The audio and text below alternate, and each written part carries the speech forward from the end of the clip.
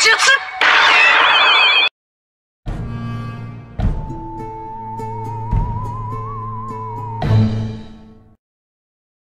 Bismillahirrahmanirrahim. Assalamualaikum warahmatullahi wabarakatuh.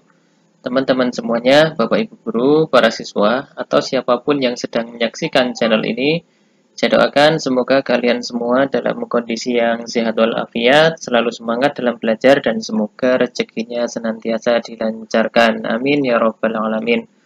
Oke, ketemu lagi di channel YouTube saya. Kali ini saya akan membahas materi matematika kelas 5 semester 2 kurikulum 2013, yaitu tentang jaring-jaring bangun ruang.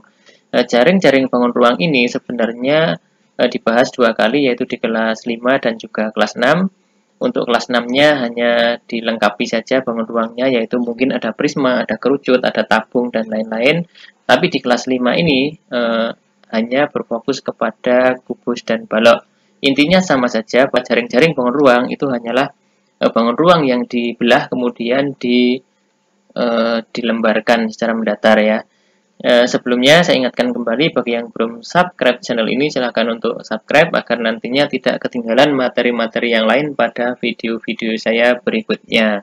Jaring-jaring itu hanyalah apabila bangun ruang itu dibelah, kemudian masing-masing sisinya digambarkan mendatar, akan menghasilkan gambar yang disebut dengan jaring-jaring bangun ruang. Ya, tentu saja jaring-jaring itu sesuai dengan bentuk sisi dari masing-masing bangun ruang tersebut ya. Ya, kita mulai saja untuk materi kelas 5 ini, dimulai dari jaring-jaring kubus. Nah, kubus itu bentuknya seperti ini ya, terdiri dari 6 sisi yang bentuknya seperti dadu, yang mana 6 sisi ini semuanya sama, ukurannya sama, yaitu berbentuk persegi. Kalau ini kita lembarkan atau kita buka akan menghasilkan gambar seperti ini ya. Lalu kalau kita buka secara lebih lebar lagi akan menghasilkan gambar yang seperti ini. Oke, mungkin untuk lebih jelasnya silahkan kalian simak simulasi berikut ini. Nah, ini adalah gambar kubus ya, seperti yang saya gambarkan di awal tadi, bentuknya seperti ini. Nah, ini kalau kita buka, kubus tersebut akan menjadi seperti ini ya, terbuka, lalu sisi yang berhadapan kelihatan ya, yang sisi yang saya beri warna ungu ini, nah ini nanti akan berhadapan dengan yang berwarna hijau. Yang berwarna hijau tua ini akan berhadapan dengan yang berwarna putih. Sedangkan yang berwarna oranye ini akan berhadapan dengan yang berwarna biru muda ini. Jadi udah jelas ya, sisi-sisi mana yang nantinya akan berhadapan ya. Jadi depan dengan belakang, kiri dengan kanan, atas dengan bawah ya, seperti ini simulasinya. Kalau kita tutup, maka akan menghasilkan gambar seperti ini. Oke, kita putar. Kalau kita lihat dari kanan, dari kiri, ya bisa kita lihat juga dari atas seperti ini simulasinya. Ya, jelas ya. Jadi nanti semoga kalian semua sudah tidak bingung apabila ada soal tentang jaring-jaring. Jadi apabila salah satu ini diketahui sebagai alas ataupun tutup, maka untuk menentukan sisi mana yang berhadapan dengan sisi tersebut, kalian sudah tidak bingung lagi ya, seperti ini ya.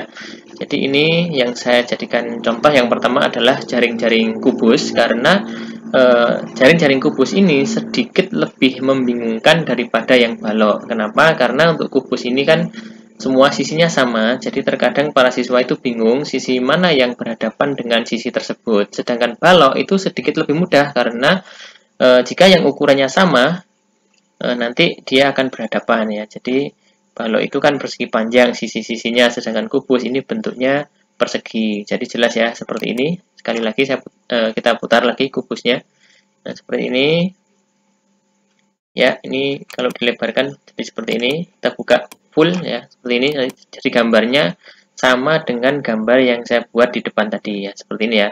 Jadi kalau ditanya nanti di soal, jika yang putih ini sebagai alas, tutupnya mana? Semoga kalian bisa menjawabnya. Setelah ini kita lanjutkan ke jaring-jaring balok. Ya, berikutnya kita menuju ke jaring-jaring balok. Jadi balok itu bentuknya seperti ini gambarnya ya, sisi-sisinya berupa persegi panjang yang terdiri dari 6 sisi. Sisi yang berukuran sama ini, saya beri warna yang sama juga, dia adalah sisi yang berhadapan. Nah, kalau kita buka balok tersebut akan menjadi seperti ini. Nah, kalau kita buka lebih lebar lagi, full, maka akan jadi seperti ini ya. gambarnya bisa kalian lihat di paling kanan. Ini adalah apabila balok tersebut dibuka. Untuk lebih jelasnya, perhatikan simulasi berikut ini. Nah, ini adalah balok ya. Balok yang masih posisi tertutup seperti ini bentuknya. Lalu kalau kita buka, kita play di sini ya. Kita buka, maka kelihatan seperti halnya dengan kubus tadi, hanya bedanya adalah bentuk dari sisi-sisinya ya. Jadi seperti ini kalau kita buka, kita putar, bisa kita lihat dari sebelah kanan, kiri, atas, bawah ya. Oke, kita lihat dari bawah seperti apa. Nah, seperti ini. Kalau ini tampak dari atas, maka bentuknya seperti ini ya, jelas ya. Ya, sisi mana yang berhadapan, ini lebih mudah karena dengan ukurannya yang sama, itu berarti dia yang berhadapan. Dalam gambar ini, sengaja saya beri warna yang sama, biar kalian lebih mudah memahami sisi mana yang nantinya akan berhadapan apabila dilipat menjadi sebuah balok. Ya, seperti ini ya. Ya, ini lebih mudah gambarnya. Lebih mudah dipahami daripada yang kubus tadi. Tapi semoga dengan penjelasan dan juga simulasi yang saya berikan di awal tadi, kalian semua sudah tidak bingung lagi dengan yang namanya jaring-jaring. Oke ya, jelas ya. Setelah ini kita menuju ke contoh soal ya. Oke, kita menuju ke contoh soal yang berhubungan dengan jaring-jaring kubus. Seperti ini soalnya. Jadi jaring-jaring kubus itu bentuknya tidak selalu seperti yang saya simulasikan di depan tadi ya. Terkadang jaring-jaring kubus itu juga bisa bentuknya seperti ini. Nah, pertanyaannya seperti apa?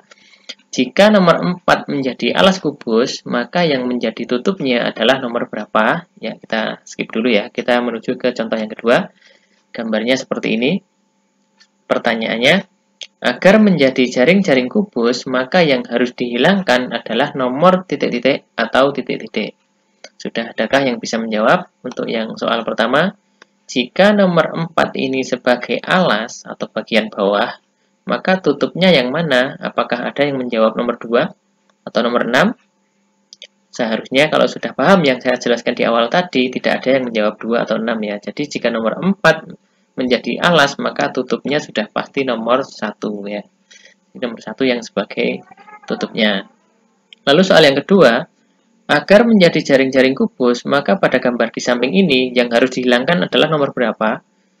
Titik-titik atau titik-titik ini berarti ada 2 ya, bisa salah satu dihilangkan. Ya, jadi jawabannya adalah yang mana? Ya, nomor 3